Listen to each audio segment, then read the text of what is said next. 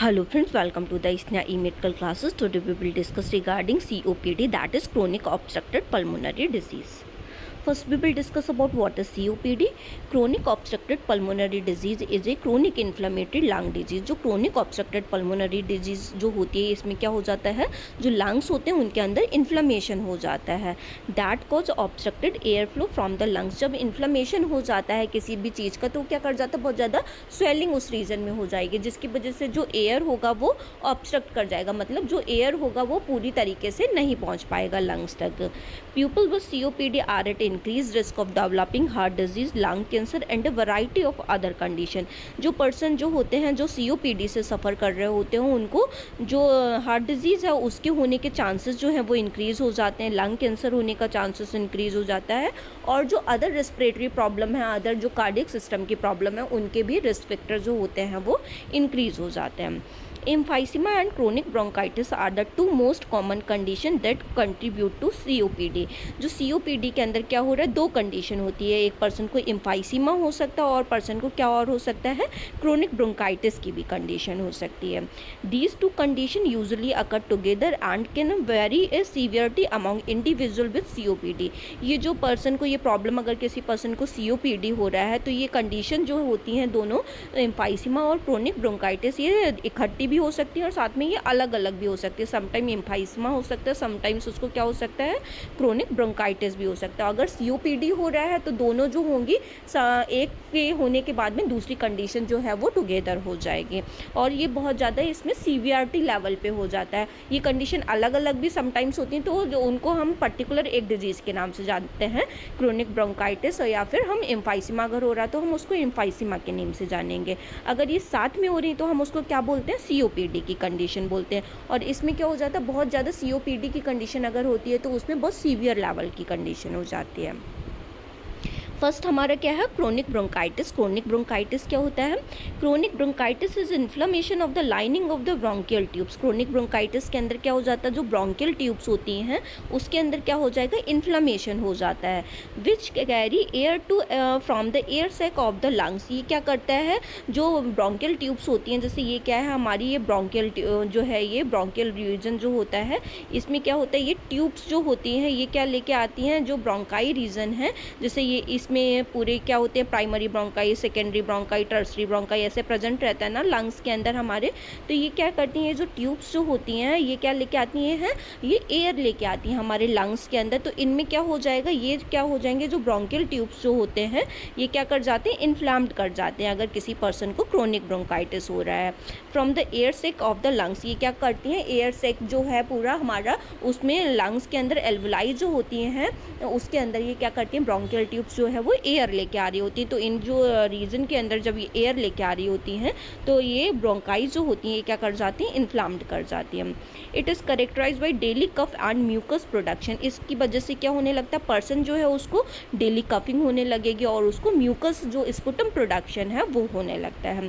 The term blue bloater was used in the past to refer to patient with chronic bronchitis. जो blue bloaters है, अगर हम past की बात करें तो ब्लू ब्लॉटर्स जो है इसको, जो क्रोनिक ब्रोंकाइटिस है इसको बोला जाता था, जो ब्लू ब्लॉटर है इसको, मतलब क्रोनिक ब्रोंकाइटिस है इसको ब्लू ब्लॉटर्स के नेम से भी हम जानते थे. Chronic bronchitis can cause severe difficulty breathing and decrease oxygen in the body. जो ब्लू ब्लॉटर है इसको क्यों बोला जा रहा है, क्योंकि जब क्रोनिक ब्रोंकाइटिस किसी पर्सन को हो जाता है तो उस पर्सन में क्या हो जाती है, डिफ़िकल्टी हो जाएगी ब्रीदिंग में, क्योंकि जो हमारी जो ट्यूब्स हैं, ब्रोंकियल ट्यूब्स हैं जो एयर लेके आ रही हैं वो क्या हो गया, उनके अंदर इन्फ्लाम्ड हो गई हैं, तो जो ऑक्सीजन आएगी उसमें डिक्रीज ऑक्सीजन बॉडी को वो सप्लाई होती है. This can result in patient skin and lips taking on A blue tint. इसकी वजह से जब एयर जो है वो कम आ रही है तो इसकी वजह से क्या हो रहा है, जो लिप्स होते हैं पर्सन के और पेशेंट की स्किन जो होती है वो कैसी हो जाती है, ब्लूइश कलर की होने लगती है, जिस वजह से हम इसको क्या बोलते हैं, ब्लू ब्लॉटर बोलते हैं. ये क्या है, हमारा क्रोनिक ब्रोंकाइटिस की कंडीशन होती है. इसमें ये हमारा क्या है, ट्रैकिया, ये जो हमारी ये ब्रोंकियल ट्यूब्स जो आ रही हैं ये क्या कर जाती हैं, इस कंडीशन में जो है ये इन्फ्लाम्ड कर जाएंगे, जिससे पर्सन जो है उसको एयर जो है वो ऑब्स्ट्रक्शन होने लगेगा. क्योंकि सफिशिएंट अमाउंट में उसको एयर जो होगी वो नहीं मिल पाएगी. नेक्स्ट वन क्या है हमारा एम्फाइसीमा। एम्फाइसीमा की कंडीशन क्या होती है? Emphysema is a condition in which the एल्बुलाई at the end of the smallest air passage bronchioles of the lungs are destroyed as a result of damaging exposure to cigarette smoke and other irritating gases and particulate matter. इसमें क्या हो जा रहा है? Emphysema की condition में जो हमारी एल्बुलाई होती है, जो लास्ट के रीजन में जो एल्बुलाई होती है, ये जो ग्रेप्स लाइक रिजेंबल करती हैं, वो क्या करती हैं, जो उसका जो लास्ट का पैसेज जो होता है, ब्रोंक्यूल्स जो होता है, वो क्या कर जाता है, वो अगर किसी पर्सन ने ज़्यादा सिगरेट लिया हो, स्मोकिंग बहुत ज़्यादा किया हो, या इरिटेंट गैसेस जो होती हैं, इनकी वजह से वो क्या कर जाते हैं, जो स्मॉलेस्ट पैसेज जो होते हैं वो क्या कर जाते हैं, इन्फ्लाम्ड कर जाते हैं। The term pink puffer was used in the past to refer to patient with emphysema। इस कंडीशन को हम जो पास्ट में जो पिंक पफर जो होता है, इसको हम किस नाम से भी जानते थे? एम्फाइसीमा को हम पिंक पफर के भी नाम से भी जानते थे पास्ट में।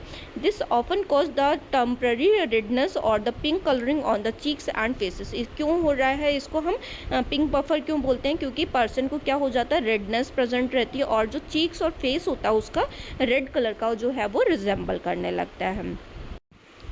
ये क्या कंडीशन है हमारी? ये जो है ये एम्फाइसीमा की कंडीशन हो रही है।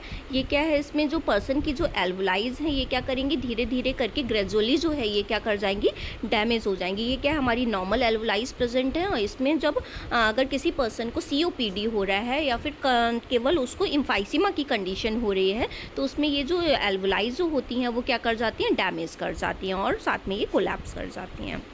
नेक्स्ट क्या हमारा रिस्क फैक्टर और कॉजेज़ ऑफ द COPD। क्या क्या रिस्क फैक्टर और कॉजेज़ होते हैं पर्सन को COPD होने के लिए? एक्सपोजर टू तम्बाकू smoke, the most significant risk factor for the COPD is long term cigarette smoking. कोई भी पर्सन अगर जो है वो तम्बाकू और स्मोकिंग से बहुत लंबे टाइम तक वो ले रहा है, तो उसको क्या हो जाते हैं, जो COPD होने के चांसेस जो है वो इंक्रीज़ हो जाते हैं। The more years you smoke and the more PACS you smoke, the greater risk of the COPD। अगर कोई पर्सन जो है बहुत सालों तक ये continuously chain smoker, chain drinker kind of होते हैं, तो चेन तम्बाकू उसने ली होती है और बहुत टाइम तक उसने स्मोकिंग की होती है, तो उसमें जो COPD के चांसेस जो होते हैं वो इंक्रीज़ हो जाते हैं। Pipe smoker, cigar smoker and the marijuana smoker also may be at risk. जो पर्सन जो होते हैं पाइप स्मोकिंग करते हैं, सिगार स्मोकिंग करते हैं, मरजुआना वगैरह ये सारी चीज़ें लेते हैं, ये पर्सन भी क्या रहते हैं, COPD के रिस्क में रहते हैं। As well as people expose to large amount of second hand smoke. अगर कोई पर्सन जो है अगर उसके पास में भी बैठ के जो है वो स्मोकिंग कर रहा है, तो जो सेकेंड हैंड स्मोकर होगा, मतलब वो स्मोकिंग नहीं कर रहा है, फिर भी जो पर्सन साइड में जो पर्सन बैठा उसका भी धुआं अगर पास में आ रहा है, तो उसको भी क्या होने के चांसेस रहेंगे, COPD होने के चांसेस रहेंगे। People with asthma chronic inflammatory airway disease may be a risk factor for developing COPD। अगर कोई पर्सन है उसको अस्थमा हो रखा है, तो भी उसको मोर चांसेस हो जाते हैं कि वो आगे आने वाले टाइम में उसको COPD की प्रॉब्लम है उसको हो सकती है। The combination of asthma and smoking increase the risk of COPD even more. अगर किसी पर्सन को अस्थमा हो रहा है और वो कंटिन्यूसली क्या ले रहा है, स्मोकिंग जो है वो कर रहा है, तो इसका COPD के होने के चांसेस बहुत ज़्यादा इंक्रीज कर जाते हैं। Occupational exposure to dust and chemical. अगर कोई भी पर्सन कंटिन्यूसली वे में ऑक्यूपेशनल ऐसी जगह पे है जहाँ पे ऐसे केमिकल इरिटेंट जो हैं, ऐसे गैसियस इनहेलेशन है जो कंटिन्यूसली उसके जो है वो इनहेल करता रहता है, तो भी उसको चांसेस होते हैं कि उसको ये COPD जो है वो हो सकता है। Long term exposure to chemical fumes, vapour and dust the work place can irritate and inflame your lung. अगर कोई भी पर्सन है वो केमिकल फ्यूम्स, वेपर, डस्ट ऐसी चीज़ों को वर्क प्लेस पे ये कंटिन्यूसली इनहेल करता रहता है, तो उसके लंग्स जो हैं उनमें क्या होने के चांसेस हो जाएंगे नेक्स्ट टाइम में, मतलब आगे आने वाले फ्यूचर के टाइम में उसको COPD का रिस्क जो होगा वो इंक्रीज कर जाएगा। Exposure to fumes from burning fuel in the developing world, people expose to fumes from burning fuel for cooking, heating in poorly ventilated homes are at higher risk of developing COPD। कोई भी person है जिसके घर में जैसा fumes जो है वो बर्निंग गैसेज जो होती हैं वो COPD को इंक्रीज कर देती हैं। क्यों इंक्रीज़ करती हैं? वो जाके वो रिस्पिरेटरी को सिस्टम को वो कंटिन्यूसली इरिटेट करते रहते हैं। इरिटेट के करने की वजह से जो वहाँ पे प्रोटीन एंजाइम जो होते हैं, प्रोटीनियस वॉल जो होती है, वो साथ साथ में वो कंटिन्यूसली अगर कोई चीज़ इनहेल करता रहेगा तो वो क्या कर जाएगी, जो प्रोटीयस जो वॉल होती है वो क्या कर जाएगी, डैमेज कर जाती है। तो इसकी वजह से जो पर्सन है उसको आगे आने वाले टाइम में उसको क्या होने के चांसेस इंक्रीज हो जाते हैं, COPD होने के चांसेस इंक्रीज हो जाते हैं। नेक्स्ट टाइम क्या है हमारा जेनेटिक्स। अगर कोई भी पर्सन जो है उसको अगर किसी के घर में अगर COPD वगैरह कोई भी रिस्पिरेटरी की प्रॉब्लम अगर किसी पर्सन को रही है तो उसके भी चांसेस होते हैं कि उसको COPD हो सकता है। The uncommon genetic disorder alpha-1 antitrypsin deficiency is the cause of some COPD causes। ठीक है, अगर किसी पर्सन को कोई भी जेनेटिक प्रॉब्लम रही है तो अगर इसमें क्या हो जाता है, अगर किसी को COPD रहा होगा तो क्या कर जाएगा, उसके अंदर जो अल्फा-1 एंटीट्रिप्सिन जो होता है, एंजाइम जो होता है, उसकी डिफिशियंसी हो जाती है। अगर किसी पर्सन को जो है COPD होगा तो ये एंजाइम जो होगा वो डिफिशिएट कर जाएगा। Other genetic factor like make certain smoker more susceptible to the disease. और जो COPD जैसे पर्सन जो हैं, जो लोग बहुत ज़्यादा स्मोकिंग करते हैं तो ठीक है, तो उनको क्या हो जाएगा, ये बहुत ज़्यादा ससेप्टेबल हो जाते हैं इस डिजीज़ कंडीशन होने के। और जो अल्फा-1 एंटीट्रिप्सिन जो होता है ये क्या करता है, ये हमारा जो COPD है जो हमारा इसको मेंटेन करने का, रेस्पिरेटरी जो है उसको मेंटेन करने का काम करता है। अगर ये किसी के अंदर जो हुआ है वो बाई बर्थ जो है वो एब्सेंट हो गया तो उसको भी चांसेस क्या हो जाएंगे, COPD के होने के इंक्रीज़ हो जाएंगे। नेक्स्ट वन क्या है हमारा, पैथोफिजियोलॉजी ऑफ द COPD क्या है हमारा, कोई भी एक्सटर्नल ट्रिगर होने की वजह से, जैसे कोई पर्सन जो है वो कंटिन्यूसली स्मोकिंग कर रहा है या फिर कोई भी इनहेलेंट जो है वो कंटिन्यूसली इनहेल कर रहा है, जैसे कि कोई भी फैक्ट्री का धुआं हो गया या फिर जो फ्यूल है, घर का फ्यूल है जो जलाते हैं, बर्निंग गैस के थ्रू जलाते हैं, उसको वो कंटिन्यूसली इनहेल कर रहा है तो या फिर उसको इसकी वजह से क्या होगा, जो ऑक्सीडेटिव स्ट्रेस हो जाता है पर्सन के लंग्स पे वो पड़ेगा। जब स्ट्रेस जो होगा वो पड़ेगा, उसकी वजह से जो बॉडी की जो सेल्स होती हैं जो प्रोटेक्टिव मैकेनिज्म के लिए काम करती है तो वो क्या करेगा, एपिथेलियल सेल्स और मैक्रोफेजेस जो होंगे वो काम करना स्टार्ट करेंगे। तो वो जो ये सारे ट्रिगर फैक्टर है उनको ये इनगल्फ करने की, मारने की कोशिश करते हैं, लेकिन क्या हो जाता है, जिसकी वजह से क्या ट्रिगर करता है, फिब्रोब्लास्ट जो होगा वो ट्रिगर करेगा, कीमोटिक फैक्टर्स जो होते हैं वो ट्रिगर करते हैं और जो इन्फ्लेमेटरी मीडिएटर्स होते हैं वो भी साथ में काम करते हैं। जब फिब्रोब्लास्ट काम करता है तो यहाँ पे जो स्मॉल एयरवेज होते हैं वो क्या करवा देता है, उसका फाइब्रोसिस करवा देता है। अगर स्मॉल एयरवेज जो होंगे उनका फाइब्रोसिस होगा तो यहाँ पे क्या कंडीशन जनरेट करेगा, इन्फ्लेमेशन की। जो फाइब्रोसिस जब हो रहा है तो वहाँ पे जो वॉल होती है वो क्या करने लगती है, इन्फ्लाम्ड करने लगेगी। इन्फ्लाम्ड होने की वजह से पर्सन का जो एयर फ्लो होगा वो क्या कर जाएगा, लिमिट कर जाएगा तो पर्सन को क्या होने के चांसेस हो जाएंगे, COPD होने के चांसेस हो जाएंगे। ये किसकी वजह से हुई है, जो फिब्रोब्लास्ट की कंडीशन, जो फिब्रोब्लास्ट जिसमें काम किया था, एपिथेलियल सेल्स जो थी फिब्रोब्लास्ट के जो है वो उसमें स्मॉल एयर वेज जो होते हैं वहाँ पे फाइब्रोसिस करवा देते हैं, जिसकी वजह से क्या हो रहा है, इन्फ्लामेशन हो रहा है। उसकी वजह से इन्फ्लामेशन होने की वजह से एयरवे में ऑब्स्ट्रक्शन हो जाएगा और पर्सन को COPD होने के चांसेस इंक्रीज हो जाएंगे। नेक्स्ट वन क्या है हमारे, कीमोटैटिक फैक्टर्स। जो कीमोटैटिक फैक्टर्स जो होते हैं ये हमें प्रोटेक्ट करने की कोशिश कर रहे होते हैं। जो इन्फ्लेमेटरी मीडिएटर हैं ये भी हमें प्रोटेक्ट करने की कोशिश करते रहते हैं, ठीक है। तो जो कीमोटैटिक फैक्टर्स जो होते हैं, जैसे कि न्यूट्रोफिल्स जो हो गया, उसने मतलब जब हमारी बॉडी के अंदर ये जो एक्सटर्नल ट्रिगर्स जो है ये कंटिन्यूसली आ रहे हैं, ठीक है, तो इससे प्रोटेक्ट करने की जब वो कोशिश किया, ठीक है, तो न्यूट्रोफिल्स जो हैं वो सीक्रेट हुए। तो इसने क्या किया, जो प्रोटीज जो एंजाइम होता है उसको ट्रिगर किया। फिर जब प्रोटीज एंजाइम ट्रिगर हुआ तो यहाँ पे भी क्या हो सकता है, यहाँ पे डायरेक्टली उसको एम्फाइसीमा और क्रोनिक ब्रोंकाइटिस जो है वो लीड कर सकता है। मतलब एक कंडीशन आ सकती है या फिर एम्फाइसीमा की या फिर क्रोनिक ब्रोंकाइटिस की, क्योंकि जो प्रोटीज एंजाइम है, जो प्रोटीन की वॉल्स जो होती हैं वो क्या कर जाती हैं, डैमेज कर जाती हैं, जिसकी वजह से क्या हो जाएगा, एम्फाइसीमा या फिर क्रोनिक ब्रोंकाइटिस। लेकिन अगर ये यहाँ पे नहीं हुआ है पर्सन को और कंटिन्यूसली उसको क्या होता रहा, इन्फ्लेमेशन की कंडीशन जो थी उसको कंटिन्यूसली होती रही और वहाँ पे उसका क्या कर गया, जो एयर फ्लो था वो लिमिट कर गया, तो यहाँ पे पर्सन को जो है वो दोनों कंडीशन हो सकती हैं और जो कि क्या हो सकती हैं, एम्फाइसीमा, क्रोनिक ब्रोंकाइटिस, मतलब COPD की कंडीशन जो है क्रोनिक लेवल पे जो है वो प्रेजेंट हो जाएगी। नेक्स्ट क्या है हमारा, इन्फ्लेमेटरी मीडिएटर। इन्फ्लेमेटरी मीडिएटर में भी जो है सेम हो रहा है। यहाँ पे क्या कर रहा है, इन्फ्लेमेटरी मीडिएटर जब हमारी बॉडी जो है प्रोटेक्टिव मैकेनिज्म करेगी तो इन्फ्लेमेटरी मीडिएटर्स जो होते हैं वो काम करते हैं, जो क्या करते हैं, न्यूट्रोफिल्स जो होता है उसको ट्रिगर करते हैं। जाके जो न्यूट्रोफिल्स को जब ट्रिगर करेगा तो यहाँ पे क्या करेगा, हमारा जो प्रोटीज एंजाइम जो होता है वो काम करता है। प्रोटीज एंजाइम जब होता है, प्रोटीज क्या है, जो प्रोटीन की वॉल्स हैं उसको जो बना रहा है वो क्या होता है, हमारा प्रोटीज।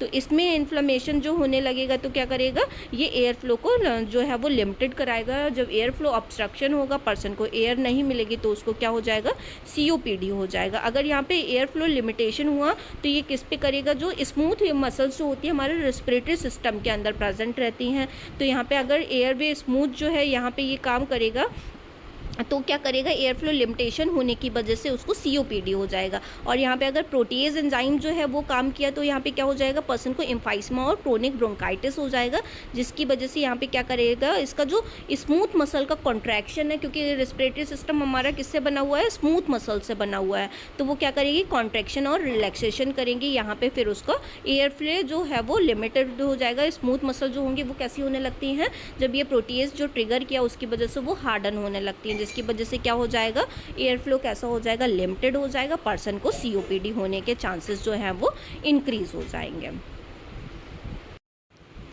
नेक्स्ट क्या है, साइन सिम्टम्स। जब किसी पर्सन को COPD हो रहा है तो क्या साइन सिम्टम्स देखने को मिलेंगे। COPD symptoms often don't appear until significant lung damage has occurred. COPD के सिम्टम्स जो होते हैं वो देखने को नहीं मिलते हैं जब तक कि बहुत ज़्यादा जो लंग जो है वो डैमेज नहीं हो जाता है।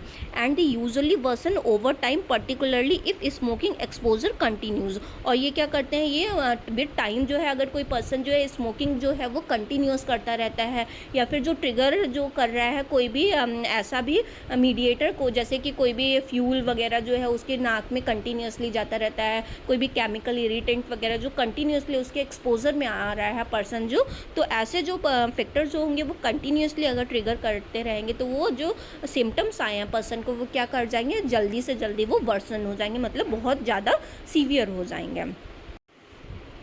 नेक्स्ट वन है साइन सिम्टम्स। अब COPD के अंदर उसको पर्सन को क्या क्या देखने को मिलेंगे, शॉर्टनेस ऑफ ब्रीथ, पर्सन को शॉर्टनेस ऑफ ब्रीथ देखने को मिलेगी, specially during physical activity. Specially कब देखने को मिलेगा, जब वो पर्सन जो होगा कोई भी फिजिकल एक्टिविटी कर रहा है, वॉकिंग कर रहा है, रनिंग कर रहा है, ठीक है, कोई काम कर रहा है, तो ड्यूरिंग दैट टाइम उसको क्या मिलेगा, जो वो फिजिकल एक्टिविटी कर रहा होगा तो उसको क्या मिलेगा, शॉर्टनेस ऑफ ब्रीथ देखने को मिलेगी। नेक्स्ट वन क्या है, व्हीजिंग, मतलब जब वो सांस वगैरह ले रहा है तो उसको घरघराहट जैसा साउंड जो आता है वो देखने को मिलेगा। चेस्ट में टाइटनेस देखने को मिलेगी। अ क्रोनिक कफ दैट में प्रोड्यूस म्यूकस, अगर उसको पर्सन को जो है वो क्रोनिक कफ हो रहा है तो उसमें क्या मिलेगा, म्यूकस जो होगा, स्पुटम का प्रोडक्शन जो होगा वो प्रोड्यूस होगा। दैट में बी क्लियर, वाइट, येलो और ग्रीनिश। अगर पर्सन को COPD देखने को मिल रहा है, म्यूकस आ रहा है उसमें से, तो म्यूकस जो है वो कैसा कैसा हो सकता है, क्लियर भी हो सकता है, वाइटिश कलर का भी हो सकता है, येलो कलर का भी हो सकता है और ग्रीनिश कलर का भी हो सकता है। ये क्या करेगा, डिपेंड करेगा कि उसको जो इन्फेक्शन है वो किस लेवल का है। फ्रिक्वेंट रेस्पिरेटरी इन्फेक्शन, पर्सन को जो फ्रिक्वेंटली क्या मिलेंगे, जो रेस्पिरेटरी इन्फेक्शन, जो रेस्पिरेटरी प्रॉब्लम्स हैं वो फ्रिक्वेंटली उसको देखने को मिलेंगे। पर्सन को लेक ऑफ एनर्जी जो होगा वो देखने को मिलेगा, उसके अंदर एनर्जी जो होगी वो जल्दी थक जाएगा कोई भी चीज़ अगर वो करेगा तो।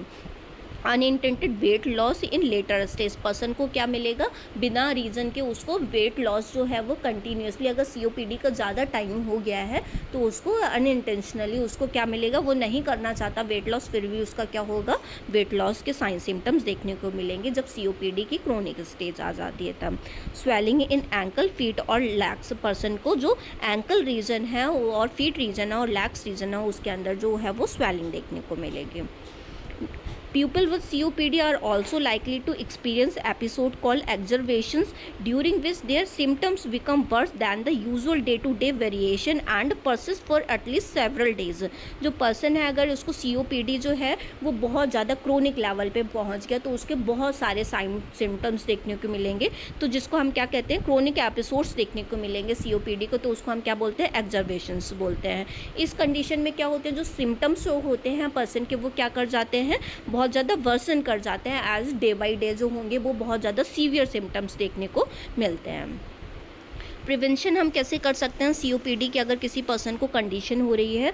Quit smoking to help reduce your risk of heart disease and lung cancer. Person जो है उसका क्या करवाना है, स्मोकिंग जो है उसका वो बंद करवाना पड़ेगा। Get an annual flu vaccination and regular vaccination against pneumococcal pneumonia to reduce your risk और प्रिवेंट सम इन्फेक्शन। अगर कोई पर्सन है अगर उसका वैक्सीनेशन जो है वो नहीं हुआ है तो उसको न्यूमोनोकोकल वैक्सीनेशन जो है निमोनिया का उसको वैक्सीनेशन जो है वो करवाना होता है। जब स्टार्टिंग की स्टेज पे भी जब वैक्सीनेशन होता है तब वो उसको प्रॉपर जो इम्यूनाइजेशन है वो करवाना होता है। ये क्या करेगा, न्यूमोनोकोकल निमोनिया का वैक्सीनेशन है जो इसका जो रिस्क होगा उसका वो रिड्यूस कर देगा। Talk to your doctor if you feel or sad or helpless or think that you may be experience depression. अगर पर्सन जो है वो डिप्रेशन की कंडीशन अगर जा रहा है क्योंकि उसे बहुत ज़्यादा थकान वकान ऐसे फील होने लगता है तो उसको अगर हेल्पलेस सैडनेस ऐसा फील कर रहा है तो उसको डॉक्टर से एज सुन एज पॉसिबल जो है उसे कॉन्टैक्ट करना है। नेक्स्ट वन है फार्माकोलॉजिकल मैनेजमेंट। फार्माकोलॉजिकल मैनेजमेंट में क्या करना है, inhaled medicine that open and reduce swelling in the airways are the main treatment. Person को इनहेल करने वाली मेडिसिन देनी पड़ेंगी क्योंकि उसका जो एयरवे का ऑब्स्ट्रक्शन हो रखा है वो ओपन हो जाए और जो पर्सन को स्वेलिंग हो रखी है वो उसकी जो है वो रिड्यूस हो जाए जिसकी वजह से उसको एयरवे थोड़ा सा ओपन हो जाए जिसकी वजह से वो इनहेलेशन कर पाए। Bronchodilator inhalers are the most important medicine for the treating COPD। जो ब्रोंकोडाइलेटर्स जो होते हैं वो मेन मेडिसिन होते हैं, जैसे कि साल्ब्यूटामॉल जो होता है जो उसको पेशेंट को हम दे सकते हैं। तो ये जो है क्या मेन मेडिसिन जो है COPD को ट्रीट करने के लिए। They relax the airways to keep them open. ये क्या करती हैं, जो एयरवेज जो होता है पर्सन का उसको ओपन रखने में ये हेल्पफुल होती हैं। Short acting bronchodilator start to work in second and can last for 4 to 6 hour. जो शॉर्ट एक्टिंग ब्रोंकोडाइलेटर होती हैं वो विद इन सेकेंड जो है वो अपना काम करना शुरू कर देती हैं, तो इनको हमें जो है वो 4 to 6 आवर्स जो है उनको उसको देना होता है। These are often use during flare up. अगर इसमें जो पेशेंट को अगर बहुत ज़्यादा फ्लेयरिंग अप जो है वो दिख रहा है, अगर बहुत ज़्यादा ऑब्स्ट्रक्शन अगर दिख रहा है, वो इनहेल नहीं कर पा रहा है तो उसको तुरंत जो है थोड़ा सा ऑब्स्ट्रक्शन क्रिएट कर रहा है तो उसको ये सारी मेडिसिन देनी है, जैसे कि हो गया साल्ब्यूटामॉल और टर्ब्यूटालाइन जो मेडिसिन है उसको ये देनी होती हैं। Long acting bronchodilator take longer to start working but last longer. But long acting bronchodilator क्या करती हैं, ये जो शॉर्ट एक्टिंग ने तुरंत काम करना शुरू कर दिया था विद इन सेकेंड में, ये क्या करती हैं, ये देर में काम करना शुरू करती है लेकिन ये बहुत टाइम तक जो है वो काम करती हैं। जबकि शॉर्ट एक्टिंग जो ब्रोंकोडाइलेटर जो होती हैं वो केवल 4 से 6 घंटे काम कर रही थी। तो ये क्या करेंगी, बहुत जल्दी काम करना मतलब बहुत देर में काम करना शुरू करेंगी लेकिन बहुत देर तक काम करती रहेंगी। तो ये दे सकते हैं। These are taken daily and can be combined with inhaled steroid. ये क्या करना है, डेली पर्सन को देना होता है और इसको जो इनहेल्ड स्टेरॉइड है उसमें कंबाइन करके भी दिया जा सकता है। Steroid to reduce inflammation. Steroid देना है पर्सन को इन्फ्लेमेशन को रिड्यूस कराने के लिए, जैसे कि पर्सन को हम ओरल प्रेडनिसोन जो टैबलेट जो आती है वो उसको हम दे सकते हैं। Next one surgical management. Surgical management में हम क्या करेंगे, पर्सन का बुलेक्टमी हमें करवाना है। बुलेक्टमी में क्या होता है, remove 1 or more of the very large बुलाई फ्रॉम द लंग्स। पर्सन को क्या होता है, जब COPD की कंडीशन जब आ जाती है तो उसके में क्या हो जाता है, जो अल्सर काइंड ऑफ जो होता है, बुलाई जो होते हैं वो फॉर्म हो जाते हैं। तो इसमें क्या करना है, जो पर्सन का बुलेक्टमी करवा के उसका जो अल्सरेशन फॉर्म हो गया है, अल्सर जो हो गए हैं, ब्लिस्टर्स जो फॉर्म हो गए हैं वो उसको हम उसको ट्रीट कर सकते हैं। लंग वॉल्यूम रिडक्शन सर्जरी कर सकते हैं पर्सन का। It is a surgery to help people with severe emphysema affecting the upper lung lobes. अगर पर्सन को जो है वो अपर लंग लोब्स में अगर COPD हो रखा है, वहाँ पे डैमेज किया है तो पर्सन का जो लंग वॉल्यूम रिडक्शन सर्जरी है हम वो कर सकते हैं। Next one nursing management. Nursing management में हमें क्या करना है, मेंटेन एयरवे पेटेंसी। पर्सन का जो एयर ऑब्स्ट्रक्शन हो रखा है, एयरवे ऑब्स्ट्रक्शन हो रखा है, उसके लिए एयर का पेटेंसी मेंटेन करना ज़रूरी है। Assist with measures to facilitate gas exchange. Person को असिस्टेड डिवाइस जो है कि उसको गैस का एक्सचेंज जो है वो प्रॉपर हो सके, वेंटिलेशन वगैरह है उसको हमें वो प्रोवाइड करना है, वेंटिलेटर पे डालना है अगर उसका ऑब्स्ट्रक्शन जो है वो बहुत ज़्यादा सीवियर लेवल का हो गया है तो। Enhance nutritional intake. पर्सन को न्यूट्रिशन जो है वो प्रॉपर मेंटेन करने में हम उसकी हेल्प करेंगे। Prevent complication, slow progression of condition, हमें उसकी जो कॉम्प्लिकेशन है उसको प्रिवेंट करना है। अगर उसकी जो प्रोग्रेस जो है COPD अगर पर्सन को हो गया है और उसकी जो भी उसकी प्रोग्रेस है वो कैसी हो रही है, स्लो कंडीशन हो रही है, तो वहाँ पे हमें उसको मेंटेन करके रखना है। मतलब उसकी जो भी फर्दर कॉम्प्लिकेशन आ रही है कि COPD होने की वजह से उसके सिम्टम्स जो हैं वो बहुत ज़्यादा इंक्रीज़ कर रहे हैं और डिजीज़ कंडीशन भी होती जा रही है, तो उनको हमें प्रिवेंट करना है। Provide information about disease process, prognosis and treatment regiment, patient को रिगार्डिंग जो है वो डिजीज़ के रिगार्डिंग, कोई भी उसके प्रोग्नोसिस, उसके ट्रीटमेंट से रिगार्डिंग जो है वो इन्फॉर्मेशन भी प्रोवाइड करनी है कि उसको कब क्या चीज़ जो है वो डूज क्या करने हैं, डोंट्स जो है वो क्या करने हैं, क्या करना है क्या नहीं करना है, ये सारी चीज़ें पेशेंट को हमें बतानी है।